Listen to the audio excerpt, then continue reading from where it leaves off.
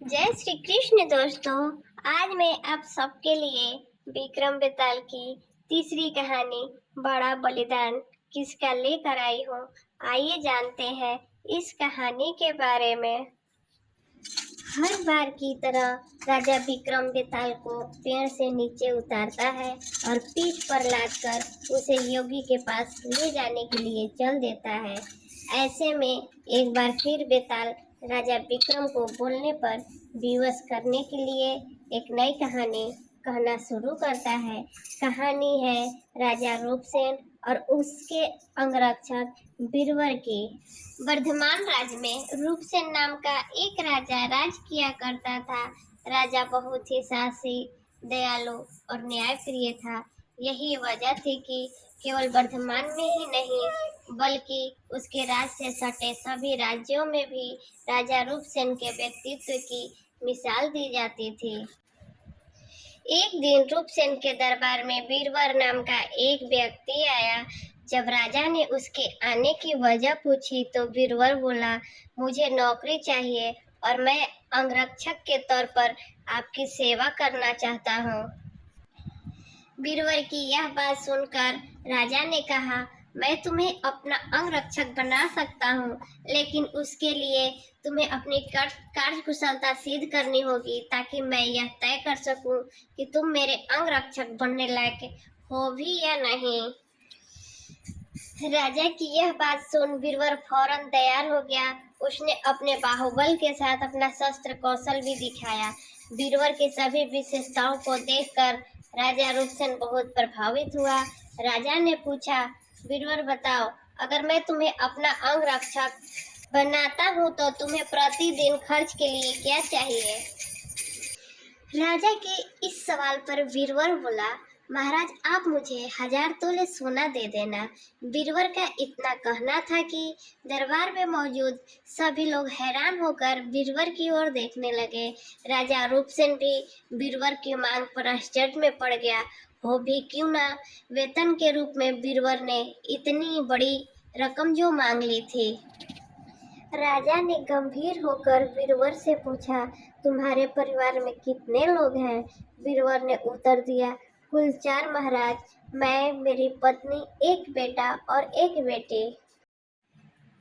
बीरबल का जवाब सुन राजा ने मन ही मन सोचा कि आखिर 4 लोगों के भरण पोषण के लिए इसे इतने धन की क्या आवश्यकता।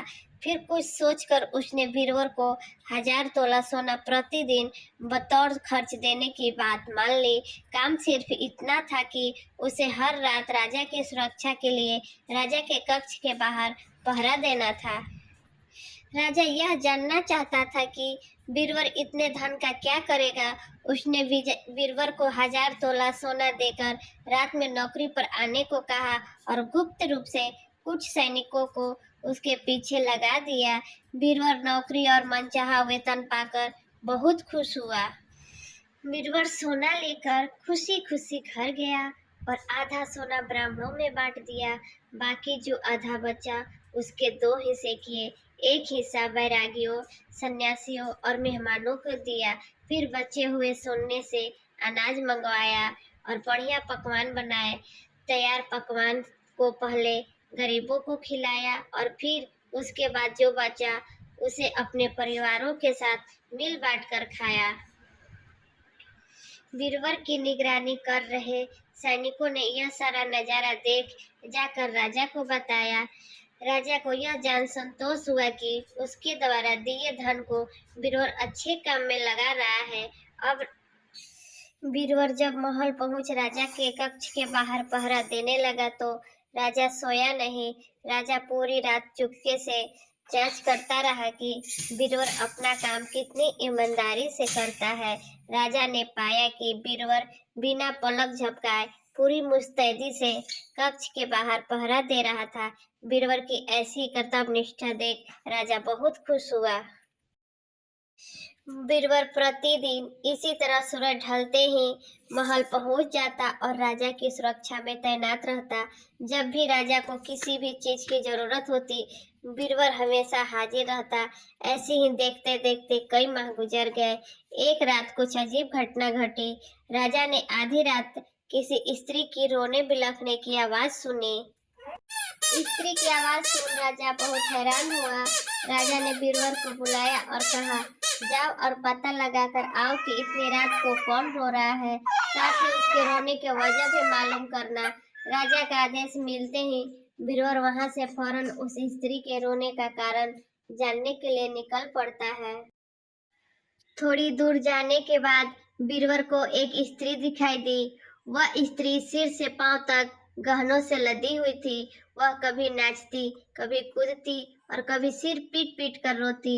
यह सब देख बीरबल उस स्त्री के पास गया। उसने स्त्री के ऐसा करने का वजह पूछा। बीरबल के पूछने पर स्त्री बोली, मैं राजलक्ष्मी हूँ। रोती इसलिए हूँ कि राजा रूपसेन की जल्दी मौत होने वाली है। उनकी कुंडली में अकाल मृत्यु लिखी है। अब उनके जैसा न्यायप्रिय और कुशल राजा चला जाएगा तो मुझे किसी और के अधिकार में रहना पड़ेगा। इसी बात का दुख है। राजा की मौत की बात सुनकर बीरबल ने राजलक्ष्मी से पूछा, क्या इस मुसीबत को टालने का कोई उपाय नहीं है? इस पर राजलक्ष्मी बोली, उपाय तो है, लेकिन क्या तू कर पाएगा? बीरबल बोला, आप मुझे उपाय बताएं, मुझसे जो भी बन पड़ेगा मैं अवश्य करूंगा। बीरबल की हामी भरते ही राजलक्ष्मी बोली, पूर्व की दिशा में यहाँ से कुछ दूर एक देवी का मंदिर है। अगर उस मंदिर में तू देवी के चरणों में अपने बेटे की बलि दे देता है तो राजा पर आने वाला संकट टल जाएगा। उसके बाद राजा 100 साल तक बिना किसी तकलीफ के जीवित रहेगा और राज कर पाएगा। राजलक्ष्मी की यह बात सुन बीरबल अपने घर की ओर चल देता है। घर पर पहुंचकर सब हाल अपनी पत्नी को बताता है। इतने में उसका बेटा और बेटी भी जग जाते हैं। जब बीरबल के बेटे को इस बारे में पता चलता है तो भी खुशी खुशी देवी के चरणों में बलि चढ़ने के लिए राजी हो जाता है। बीरबल का बेटा कहता है, सबसे पहले यह आपका आदेश, दूसरा राजा का जीवन बचा पाऊं, तीसरा देवी के चरणों में मृत्यु। इससे बड़ा सौभाग्य मेरे लिए और क्या होगा पिताजी। आप अभी चलिए, मैं आपके साथ चलता हूँ।